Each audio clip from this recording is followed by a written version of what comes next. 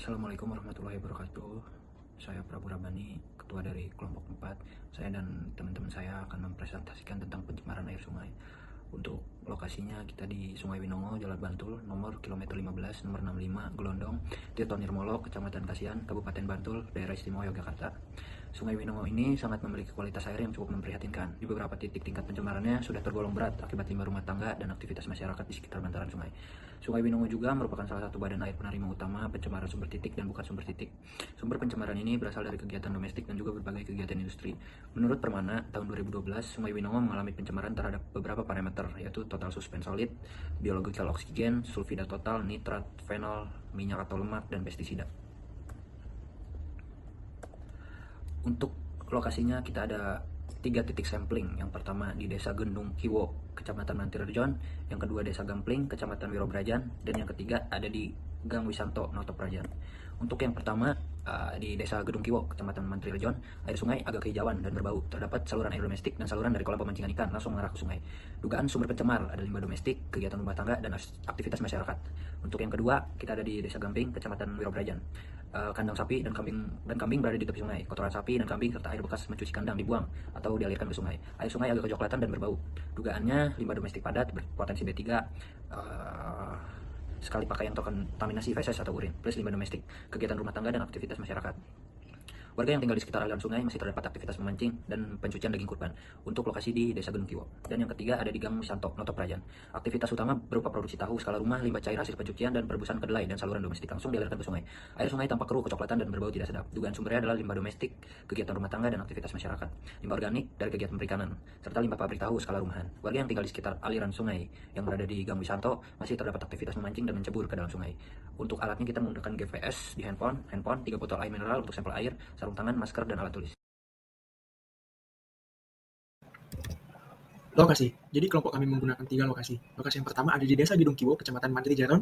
Lokasi kedua ada di Desa Gamping, Kecamatan Wirobrajan. Dan lokasi ketiga ada di Gang Wisanto, Noto Prajan. Lokasi yang pertama, air sungainya agak kehijauan dan berbau. Terdapat saluran air domestik dan saluran dari kolam pemancingan ikan yang langsung mengarah ke sungai. Dugaan sumber pencemaran berasal dari limbah domestik, limbah organik, dan limbah medis. Menurut warga sekitar, masih terdapat beberapa aktivitas memancing dan pencucian daging kurban. Lokasi kedua, kandang sapi dan kandang kambing berada di tepi sungai. Kotoran sapi dan kambing serta air bekas mencuci kandang dibuang atau dialirkan langsung ke sungai. Air sungai agak kecoklatan dan berbau. Dugaan sumber pencemar, limbah domestik padat, dan limbah rumah tangga. Menurut warga yang tinggal di sekitar aliran sungai, aktivitas memancing tetap berlangsung. Namun, kegiatan mandi di sungai yang dulu umum dilakukan sudah berhenti karena kondisi air yang tercemar. Lokasi yang ketiga, aktivitas utama berupa produksi tahu skala rumah. Limbah cair hasil pencucian dan perebusan kedelai dan saluran domestik langsung dialirkan ke sungai. Air sungai tampak keruh, kecoklatan, dan berbau tidak sedap. Dugaan sumber pencemarnya berasal dari limbah domestik, limbah organik, dan limbah pabrik tahu skala rumah. Menurut warga yang tinggal di sekitar aliran sungai, masih terdapat aktivitas memancing dan mencebur ke dalam sungai.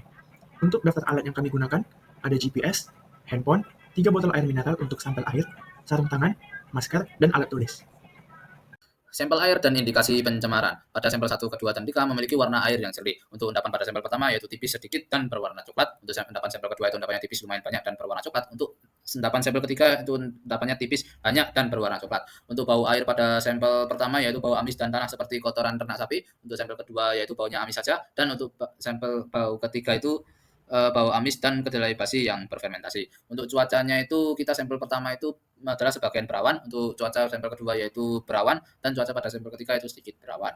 Untuk jenis polutan yang terkandung pada sampel pertama yaitu adalah campuran organik, anorganik, dan biologis. Untuk jenis polutan yang terkandung pada sampel kedua ketiga itu adalah campuran fisik, organik, kimia, dan biologis. Untuk zat yang terkandung pada sungai sampel pertama yaitu adalah ada amonia, nitrat, fosfat, sabun, deterjen, oli, dan bakteri coli. Untuk sampel kedua yaitu ada plastik, sisa pakan ikan, deterjen, mikroorganisme, dan bakteri coli. Dan untuk sampel ketiga adalah protein, lemak, karbohidrat, sisa kedelai, minyak goreng, dan bakteri coli.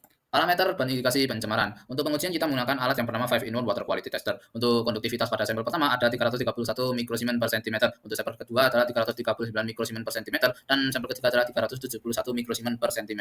Yang dimana ini adalah air tawar dan airnya tawarnya bersih. Untuk salinitas sendiri, ketiga sampel memiliki jumlah 0,01% yaitu adalah air tawar. Untuk salinitas ppm pada sampel pertama adalah 165, sampel kedua adalah 168, dan sampel ketiga adalah 185, yang dimana ini adalah air tawar semua. Untuk TDS sendiri ada pada sampel pertama adalah 165, dan sampel kedua 168, dan sampel ketiga adalah 185, yang dimana ini semuanya adalah baik. Ini juga bisa dilihat pada sampel di bawah, yaitu sampel 3 itu jumlahnya tinggi semua. Untuk parameter kimia kita bisa ngecek pada pH. Untuk desa Gamping atau sampel pertama itu adalah 5,35 yaitu asam. Untuk sampel kedua adalah 5,27 juga asam, dan juga pada sampel ketiga itu memiliki pH 5,02.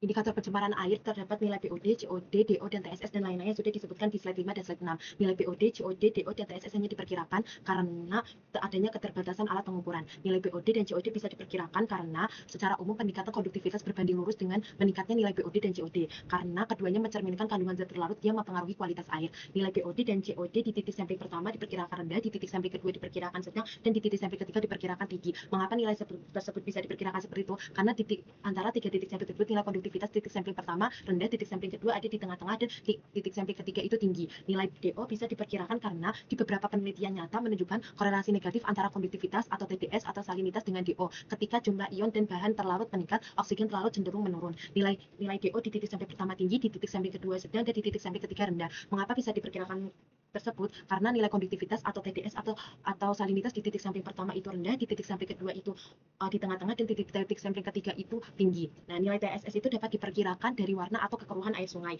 Nah, nilai TSS di titik sampling pertama itu tinggi, nilai di titik sampling kedua itu sedang atau rendah, di titik sampling ketiga itu tinggi. Mengapa di titik sampling ke-1 dan ketiga itu tinggi? Karena memiliki warna air sungai yang keruh dan coklat. Di titik kedua sedang atau rendah karena memiliki warna air sungai yang hijau. Nah, untuk menentukan Sungai Winongo sungai kelas berapa itu, kita harus perbandingan dengan standar baku mutu air. Di tabel pertama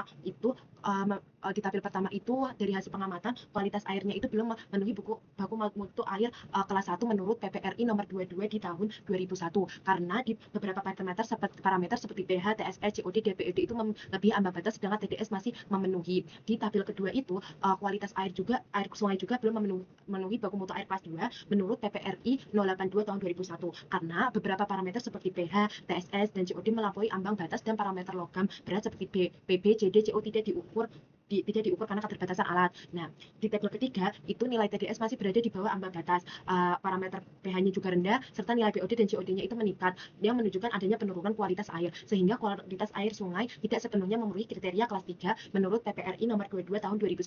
Tapi menurut web di peraturan Gubernur DIY nomor 22 tahun 2007, Sungai Winongo termasuk sungai kelas 1, dan di beberapa penelitian juga ada mengatakan Sungai Winongo itu kelas 2 atau kelas 3. Dampak dan solusi bagi warga sekitar Sungai Winongo. Kami melakukan wawancara di tanggal 31 Oktober tahun 2022. Berdasarkan hasil wawancara dengan beberapa warga yang tinggal di bantaran Sungai Winongo, ditemukan berbagai dampak dan upaya yang dilakukan masyarakat untuk mengatasi pencemaran air sungai. Narasumber yang pertama yaitu Ibu Rina. Ibu Rina menjelaskan bahwa sampah dari pemukiman lain sering terbawa arus dan menumpuk di sekitar tempat tinggal warga. Akibatnya mereka harus rutin membersihkan sungai agar tidak semakin kotor. Selain itu, banyak ikan yang mati sehingga warga sudah tidak ada lagi yang memancing ke sungai. Air sungai juga tidak bisa digunakan untuk mencuci atau kegiatan sehari-hari lainnya. Kadang muncul bau tidak sedap, dan saat hujan deras, wilayah tersebut sering mengalami banjir. Untuk mengatasi hal ini, kami menyarankan warga melakukan kerja bakti rutin di sekitar sungai guna menjaga kebersihan dan mengurangi bau. Mereka juga menanam tanaman peneduh serta tanaman air di pinggiran sungai agar bisa membantu menyerap polutan alami dan memperbaiki ekosistem air. Untuk narasumber yang kedua, yaitu Bapak Supansu. Menurut Bapak Supansu, air sungai ini di sekitar rumahnya terkadang tampak keruh berwarna kecoklatan. Namun, bau dari limbah sungai tidak terlalu terasa, tapi sesekali cukup mengganggu warga. Limbah besar seperti kasur bekas dan sampah rumah tangga dari bagian hulu juga sering terbawa ke hilir. Saat ini, warga tidak lagi menggunakan air sungai ini mencuci. Meskipun masih ada anak-anak yang kadang bermain di sungai, beliau menjelaskan bahwa sebelumnya warga sudah membuat septic tank, namun kadang mengeluarkan gas bau. Jika ingin membuat lagi, disarankan agar dilengkapi dengan ventilasi atau pipa kecil di atas tangki septic tank supaya gas dapat keluar dengan aman. Selain itu, warga juga tetap rutin melakukan kerja bakti. Bagi warga yang memiliki ternak bebek atau ayam, ampas tahu dapat dimanfaatkan sebagai pakan sehingga tidak perlu dibuang ke sungai. Warga juga berharap pemilik pabrik tahu bersedia memanfaatkan limbahnya agar tidak mencemari sungai. Untuk narasumber yang ketiga, yaitu Ibu Fatma.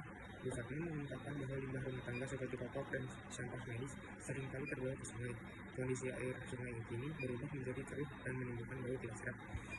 Akibatnya, warga tidak bisa memanfaatkan air sungai untuk kebutuhan sehari-hari, dan saat hujan deras, banjir sering terjadi karena banyaknya tumpukan sampah dan menyumbat aliran air, sehingga Solusi yang kami berikan yaitu kepada ibu kota menyarankan agar dilakukan pengelolaan sampah rumah tangga yang lebih baik serta meningkatkan kerjasama antar warga untuk menjaga kebersihan sungai. Ia juga mengusulkan agar pemerintah memberikan perhatian lebih dalam penanganan limbah dan perbaikan kondisi Sungai Winong.